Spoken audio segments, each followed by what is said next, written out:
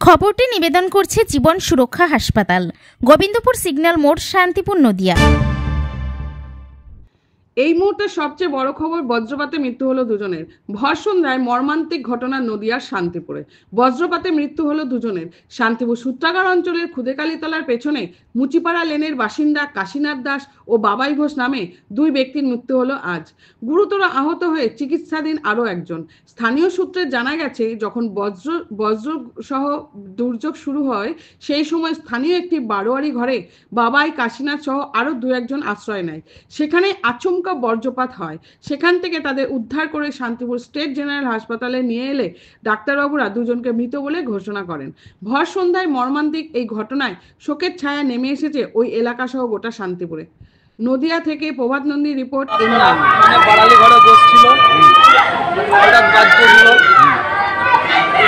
ওই মানিকা বাজ পড়েছে, আমরা সব বেরিয়ে এসেছি। বাজ পড়েছে যে একজনা তো মানে জায়গাতেই ডেট হয়ে গেছে, কাশীদাস জায়গাটাতে বাবাই ঘোষের দেখি নিঃশ্বাস বইছিল। আমরা বলতে বলতে নিয়ে আসলাম, ও হসপিটালের মুখে ঢুকলাম, ও দেখি ঘাড় কাজ করে দিল। আরও একজন ও ছিল, মানে মোট চারজনা ছিল।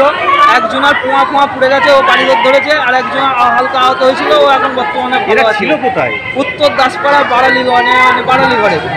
সেটা কি পাকা বাসটা কি ঘরের মধ্যে পড়েছে?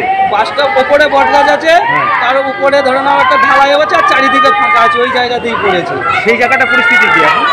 কত আমি তার দেখিনি, গাড়িটা নিয়েছি, ওদের তুলেছি, পালিয়ে এসেছি। তারা কোথাকার বাসিন্দা? উত্তর দাসপাড়ার বাসিন্দা। কি করে, পেশায় কি করে? পেশায় একজনা মানে পরের বাড়ি কাপড় ভাঁজ ইস্ত্রি করে, একজনা ছোটো কেনা বেচা করতো। ঝড় বৃষ্টির মধ্যে সবাই এক জায়গাতেই ছিল। ওরা মানে কি ঝড় বৃষ্টিটা উঠেছে, ওরা মানে যে পালাবো কমে গেলে, তার মধ্যে জল বেশি হচ্ছে আর ওই মেঘ বৃষ্টি যাচ্ছে। বাস তাহলে প্রথমে গাছে পড়ে? সেটা আমি বলতে পারবো না, গাছে পড়ে কিন্তু না, ওই জায়গাতেই পড়েছে। এটা কোন ব্লকের মধ্যে পড়ছে? ব্লক বলতে উত্তর দাসপাড়া 10 নম্বর ওয়ার্ড।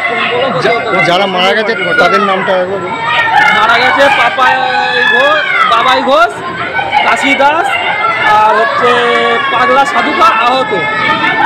বয়স কত হবে?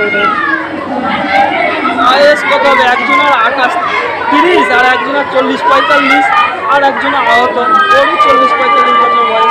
প্রত্যেকজনের পরিবার জানতে পেরেছে? হ্যাঁ, প্রত্যেকজনের পরিবার জানতে পেরেছে।